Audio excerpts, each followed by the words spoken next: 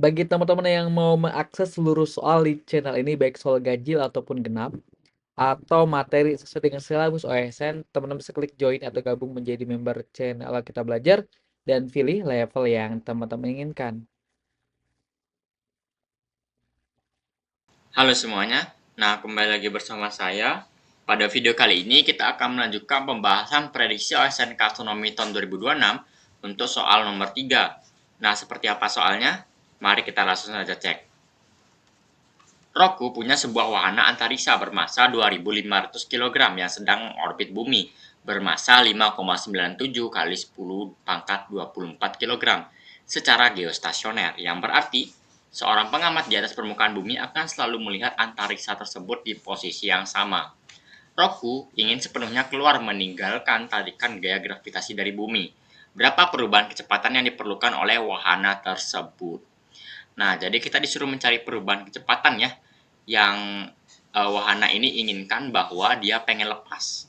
Pertama dia mengorbit, setelah itu dia pengen lepas. Berapa sih kecepatan yang harus dipunya untuk bisa lepas dari gravitasi bumi? Itu artinya perubahan kecepatannya. Nah, untuk menjawab soal ini kita coba tulis informasi yang diketahui di soal. Pertama kita tahu masa wahana antariksa 2.500 kg, masa buminya kita simbolkan M bumi ini sama dengan 5,97 kali 10 pangkat 24 kg. Dan satu lagi informasi yang lumayan penting, itu adalah dia mengorbitnya secara geostasioner. Yang dimana artinya seorang pengamat di atas permukaan bumi akan selalu melihat antariksa tersebut di posisi yang sama. Nah, artinya gimana? Jadi misalkan ketika bumi berotasi, itu nanti satu putaran, wahananya pun juga satu putaran dia ikut. Karena pengamatnya bakal selalu melihat posisi yang sama. Misalkan, ini bumi ya kan. Ketika ini di sini ada pengamat, terus misalkan wahana antariksanya pas di atasnya gitu ya kan. Nah, misalkan rotasinya seperti ini. Nah, ketika nanti dia sudah berotasi di sini, itu nanti bakalan wahananya di sini. Jadi menurut pengamat itu posisinya selalu sama. Gitu ya. Nah, seperti itu. Artinya apa? Ketika bumi sudah satu putaran, artinya kan pengamatnya balik lagi ke sini. Wahananya juga balik lagi ke sini, sehingga wahananya juga pun sudah satu kali putaran. Sehingga periode revolusi dari wahana antariksa tersebut akan sama dengan periode rotasi buminya. Itu artinya, sehingga bisa kita buat persamaannya seperti ini. Periode rotasi bumi sama dengan periode revolusi dari wahana antariksanya. Nah, terus kita tahu juga bahwa di tabel konstanta untuk periode rotasi bumi itu sebesar 23 jam 56 menit 4 detik ini. Atau kalau mau diubah ke dalam detik semua jadi 86.164 detik. Nah, kita akan menggunakan informasi periode rotasi bumi ini untuk apa? Untuk mencari jarak si wahana antariksa ini. Karena di soal belum diketahui wahana antariksanya di jarak berapa. Tapi di informasi tersirat bahwa dia geostasioner. Ini kuncinya untuk mencari jarak antariksa tersebut. Nah, gitu ya. Nah, untuk mencari perubahan kecepatan ini kita perlu tinjau ini ya, kecepatan saat dia lepas atau kecepatan akhirnya dan kecepatan orbit awalnya. Dimana untuk kecepatan orbit akhir bisa kita persamaannya seperti ini, T plus U sama dengan 0. Dimana energi kinetik ditambah energi potensial itu akan sama dengan 0. Ini artinya dia tepat lepas dari suatu gravitasi untuk objek yang masif.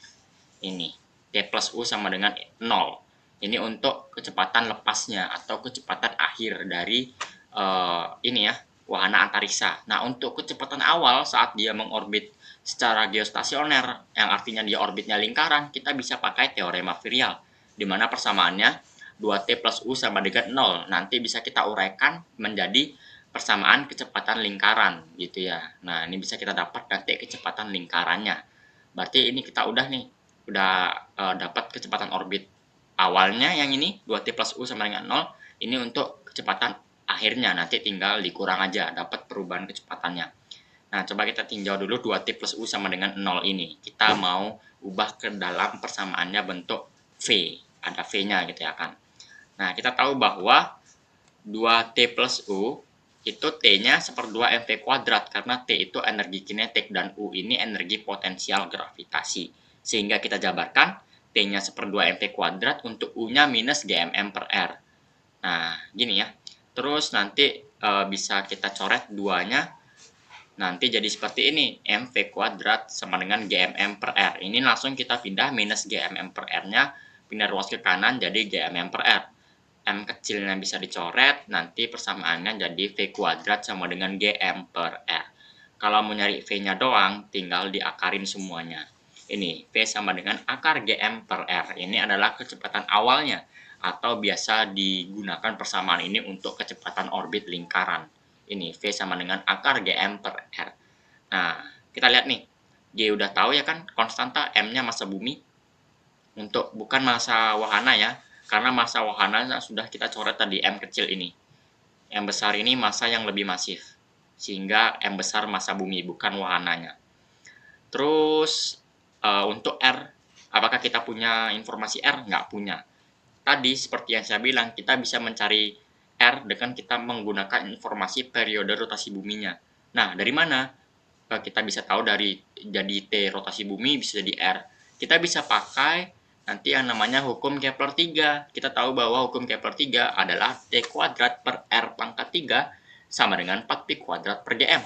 T udah tahu ya kan, karena revolusinya sama dengan rotasi bumi. Terus GM ini udah tahu, M-nya M bumi, G-nya konstanta. Di sini kita mau nyari R. Nah, inilah kita bisa mencari R dari Kepler 3 ini dengan bantuan informasi periode rotasi bumi. Kita bakal masuk ke mencari R-nya. Kita coba tulis dulu, nanti jadinya kalau misalnya kita pindah ruas ya kan, jadinya R pangkat 3 sama dengan T kuadrat GM per 4pi kuadrat.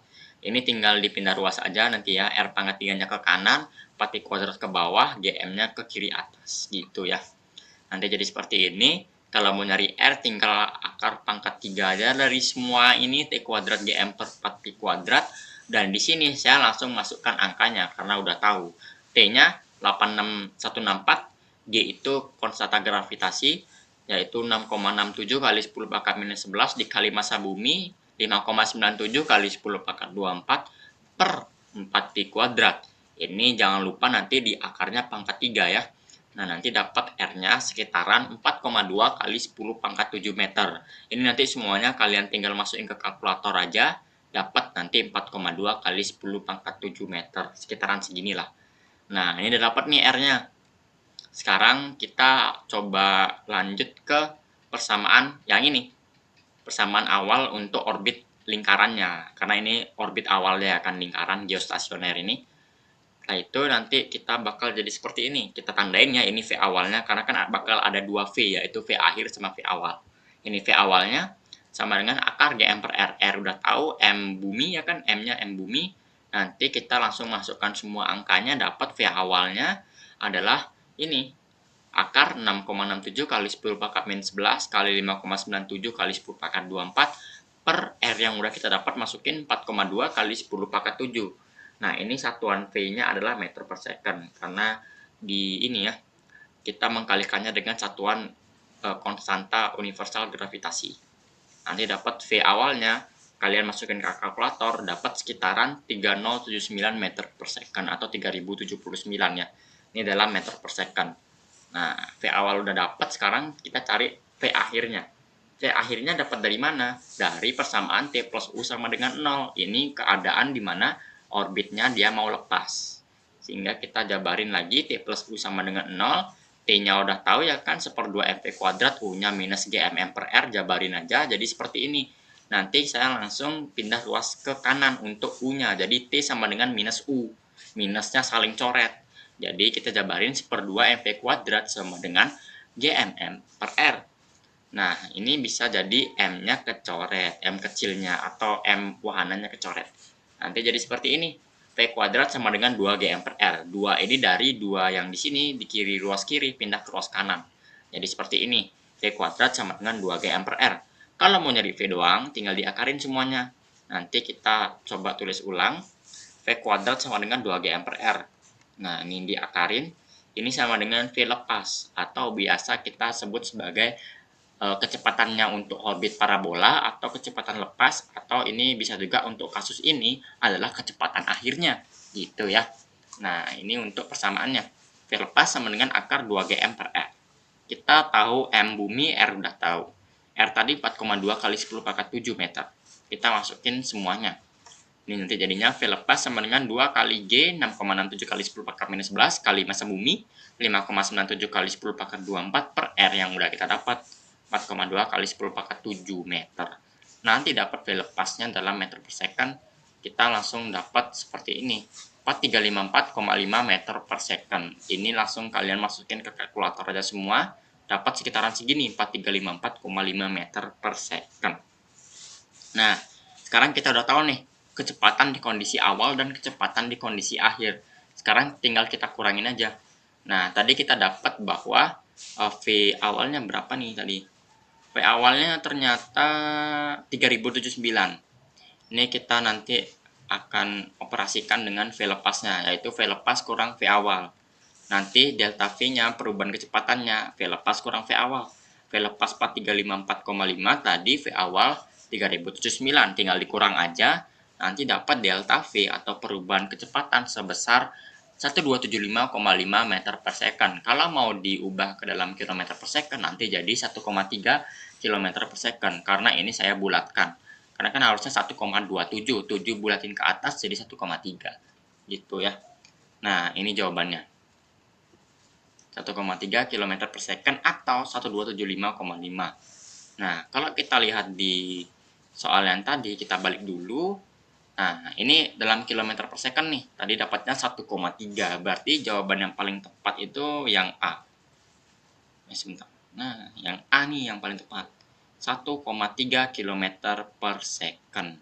Nah, seperti itu ya untuk pembahasan soal prediksi SNK Astronomi tahun 2026 untuk nomor 3 ini. Terima kasih banyak karena kalian sudah menonton. Nantikan pembahasan soal saya selanjutnya ya. Dadah.